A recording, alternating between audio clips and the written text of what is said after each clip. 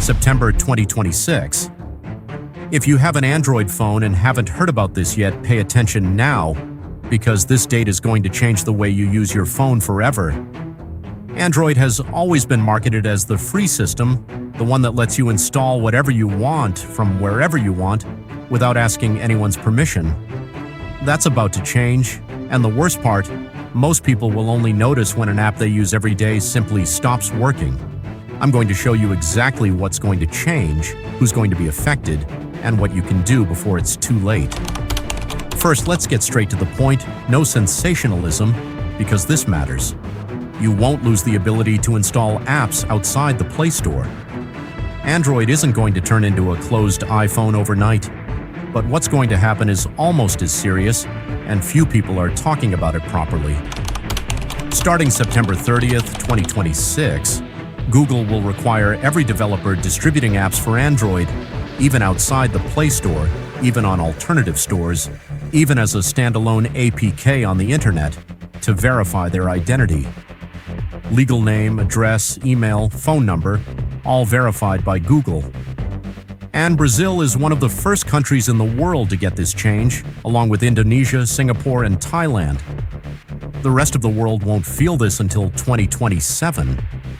In practice, this means if an app's developer doesn't register and verify their identity by that deadline, that app will stop installing normally on any certified Android phone. That is, practically every phone with Google Play. Protect and Google services, which is the vast majority of devices sold in Brazil. Now, who's really going to be affected by this? First, independent developers, the ones who make an app as a hobby, distribute it on a forum, in a Telegram group, on a personal website.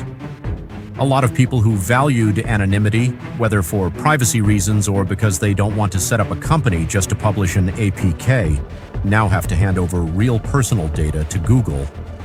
Second, alternative app stores. If a store doesn't vet apps from verified developers, it will simply stop working properly on certified devices. Third, Nasmate, and perhaps the group most affected without realizing it, people who download modified APKs. Those altered versions of popular apps, mods, ad-free versions, apps that got pulled from the Play Store for some reason. If there's no identified developer behind that APK, a certified Android device will block the installation. And here's the point. Nobody is telling you properly. Google guarantees that sideloading, manually installing an APK, will still exist. It's just that in practice, for non-technical users, it's going to feel like you can't install anything from outside anymore. Because most apps from alternative sources will depend on a registration that many small creators simply won't go through with. People who use ADB, the developer tool for installing apps via computer, will still be able to work around this. But that's not for the average user, it's for people who understand technology. Google says the motivation is security, and the numbers they themselves publish are genuinely impressive.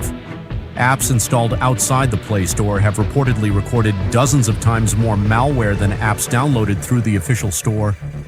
But there's another side to this coin. A system that has always been a symbol of freedom, the reason so many people choose Android over iPhone, is becoming more like Apple's closed model with every update.